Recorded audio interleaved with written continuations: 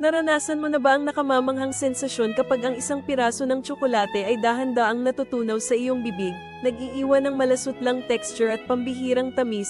Ito ay hindi lamang isang simpleng karanasan, kundi isang mahiwagang proseso na nagtatago ng isang kamanghamanghang sikreto sa agham na ating tatalakayin ngayon. Ang pinakasentro ng misteryong ito ay ang cocoa butter, isang natatanging uri ng taba na eksklusibong matatagpuan sa buto ng kakao. Ang tunay na henyo nito ay nasa pambihira nitong melting point, na halos eksaktong katumbas ng normal na temperatura ng katawan ng tao. Ito ang gumagawa ng lahat ng kaibahan, dahil dito, sa sandaling lamapat ang tsokolate sa iyong bibig, agad itong magbabago mula sa matigas na forma patungo sa isang masarap at malasutlang likido. Ang perpektong pagkakatugma ng init ng iyong katawan at ang cocoa butter ay lumilikha ng kakaibang mouthfeel na nagbibigay sa atin ng purong kaligayahan sa bawat subo, isang tunay na chemistry magic.